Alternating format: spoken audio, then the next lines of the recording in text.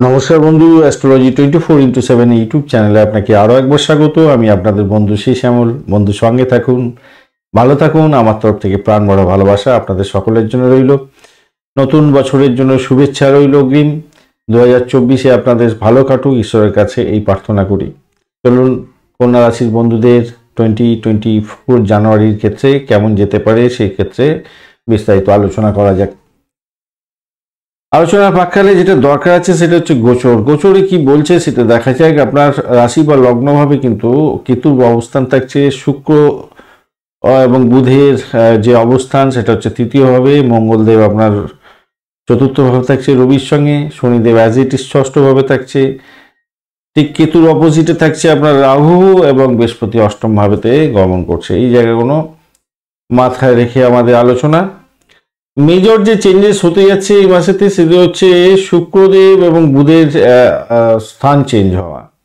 সেটা হচ্ছে তৃতীয় থেকে চতুর্থভাবে গমন করে যাবে। শুক্রদেব আপনার 18 তারিখে এবং বুধদেব আপনার 17 তারিখে চতুর্থভাবে যাবে। এবং রবিদেবের একটা চেঞ্জ হচ্ছে, ঘর চেঞ্জ হবে আপনার পঞ্চম ঘরেতে চলে যাবে 15 তারিখে।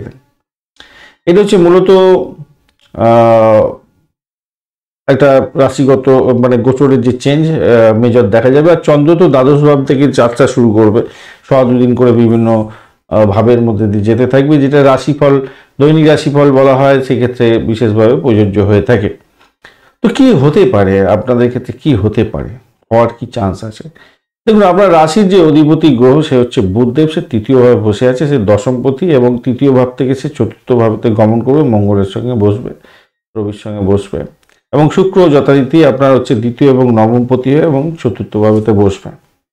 তো এক কথায় দেখা যাচ্ছে যেটা হচ্ছে আপনার এই তৃতীয় ভাব এবং চতুর্থ ভাবে একটা বড় ধরনের মেজর চেঞ্জ হতে যাচ্ছে এবং সাফল্যের জায়গাটা আপনার তৈরি করবে। সেটা হচ্ছে আর্থিক জায়গাটা আপনার ভালো হবে, বিলাসিতা আপনার বাড়বে, স্বাচ্ছন্দ্য আপনারা বাড়বে, ভালো হতে যাচ্ছে। মায়ের থেকে আশীর্বাদ লাভ হওয়ার সম্ভাবনা থাকবে। আপনার এই 17 তারিখের পর 18 তারিখের পর থেকে আপনার দেখবেন চেঞ্জেসগুলো অনেকটা ভালো হতে যাচ্ছে, স্বাস্থ্য ভালোর দিকে যাবে, সুখী পারিবারিক জীবন হবে, এই জায়গাটা দেখা যাচ্ছে। পারিবারিক জীবন এবং দাম্পত্য জীবন আলাদা, দাম্পত্য জীবন সম্পর্কে আসছি আলোচনা পরে। কর্মজীবনের ক্ষেত্রে কিন্তু ম্যাসিভ চেঞ্জেস আসতে চলেছে। আপনার দশমপতি আপনার রাশিপতি আপনার চতুর্থ ভাবেতে থাকবে, শুক্রের সঙ্গে কম্প্যাক্ট হবে, বুধের মঙ্গলের সঙ্গে কম্প্যাক্ট হবে। তো এই ক্ষেত্রে এই মাসটা আপনাদের ক্ষেত্রে আইডিয়াল হতে যাচ্ছে নতুন চাকরি প্রাপ্তি, চাকরি যেখানে করছেন সেখানে নাম সম্মান খ্যাতি প্রতিপত্তি বৃদ্ধি করা, অগ্রগতি হওয়া, আরও বেশি নতুন সুযোগ আসা, সুযোগগুলোকে নিজের মধ্যে গ্র্যাব করা, সাফল্যের চরম শিখরে যাওয়া, এগুলো কিন্তু আপনাকে দিয়ে দিতে পারে এবং আপনি আগে থেকে জেনে যাচ্ছেন এই জায়গাটা কিন্তু আপনাকে এগিয়ে যাওয়ার জন্য মনস্থির করে রাখতে হবে এবং নিজেকে ঘষা জায়গায় তৈরি করে রাখতে হবে, তাহলে আপনার ক্ষেত্রে ভালো হবে, আনন্দদায়ক হবে, ভালো হবে, ব্যক্তিগত জীবনটা ভালো হতে যাচ্ছে। কিন্তু এখানে যে প্রবলেমটা হচ্ছে যাচ্ছে সেটা হচ্ছে সপ্তম ভাবেতে আপনার রাহুর অবস্থান, ষষ্ঠে শনির অবস্থান এবং বৃহস্পতির অবস্থান আপনার অষ্টম ভাবে। চতুর্থ ভাব এবং সপ্তম ভাবের অধিপতি কিন্তু বৃহস্পতিদেব, সে অষ্টম ভাবে বসে আছে এবং রাহু আপনার সপ্তম ভাবে বসে আছে। মঙ্গল আপনার চতুর্থ ভাব থেকে বসে আপনার অষ্টম ভাব এবং তৃতীয় ভাবের প্রতি চতুর্থ ভাব থেকে বসে আপনার সপ্তম ভাবটাকে দেখতে থাকবে। এই কারণের জন্য আপনার দাম্পত্য জীবনের ক্ষেত্রে একটা তর্ক বিতর্ক দ্বন্দ্ব এগুলো হওয়ার চান্স আছে। আর যারা বিশেষ করে এই ব্যবসা মানে জয়েন্ট বিজনেস করেন তাদের ক্ষেত্রে বলবো ভাই দ্বন্দ্ব করতে যাবেন না। আপনাদের ক্ষেত্রে হতাশার একটা ব্যাপার এসে যেতে পারে ব্যবসা বাণিজ্যের ক্ষেত্রেও, জয়েন্ট বিজনেস যারা করছেন। আর যারা একাকী বিজনেস করেন সেক্ষেত্রেও বলবো আপনার কর্মচারীদের সঙ্গে কিন্তু ঝামেলা ঝঞ্ঝাটের মধ্যে জড়াতে যাবেন না, তাতে কিন্তু আপনার প্রবলেম হওয়ার সম্ভাবনা থেকে যাবে, একটু খেয়াল রাখবেন।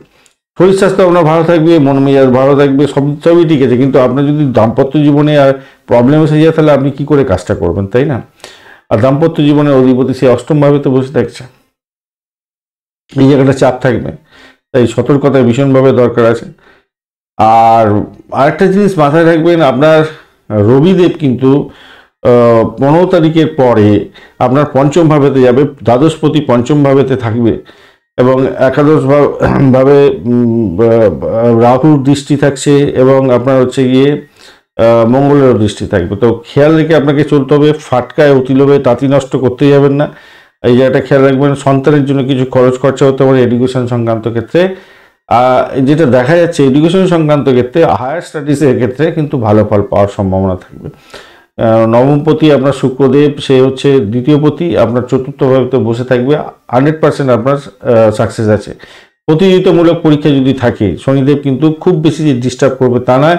প্রতিযোগিতামূলক পরীক্ষার ক্ষেত্রে কিন্তু স্বাভাবিক জায়গা আপনার থাকছে এই মাসেতে, ভালো ফল পাবেন, আশাতীত সাফল্য দিয়ে দেবে। নবম ভাবের অধিপতি, দ্বিতীয় ভাবের অধিপতি চতুর্থ থাকছে, দশম ভাবের অধিপতি এবং আপনার রাশি বা লগ্ন ভাবের অধিপতি আপনার চতুর্থ ভাবে তো অবস্থান করে একটা ভালো বেশ জায়গা তৈরি করতে যাচ্ছে। তো পেশাদারি ক্ষেত্রে অধ্যয়ন করছেন, তাদের ক্ষেত্রে উন্নতির যোগ থাকছে, নতুন কোর্স কমপ্লিট করার চেষ্টা করছেন বা নতুন কোর্সে ভর্তি হওয়ার চেষ্টা করছেন, অত্যন্ত শুভ ফল পাবেন। প্রতিযোগিতামূলক পরীক্ষা তো 100% সাকসেস পাওয়ার সম্ভাবনা আছে। ভাই আপনি যদি চাকরি পেতে চেষ্টা করেন যে আপনাকে পেতে হবে, তাহলে আদায় জল খেয়ে লেগে যান, আপনাদের ক্ষেত্রে শুভ সময় এই মাসটা থাকছে, আপনারা ভালো ফল পাবেন। চতুর্থ ভাবের এই যে একটা শুভত্ব বৃদ্ধি পেতে যাচ্ছে, আপনি গণেশজিকে স্মরণ করবেন, মহাদেবকে স্মরণ করবেন, ভালো ফল পাবেন। বৃহস্পতিদেবের একটু বীজবন্ত জপ করতে থাকুন এই মাসে, বৃহস্পতিদেবের একটা প্রবলেমেটিক জায়গাটা তৈরি করবে, তো তাই এই বৃহস্পতিকে একটু স্মরণ করতে হবে ভাই, একটু বেশি করে তুষ্ট করুন, ভালো হবে।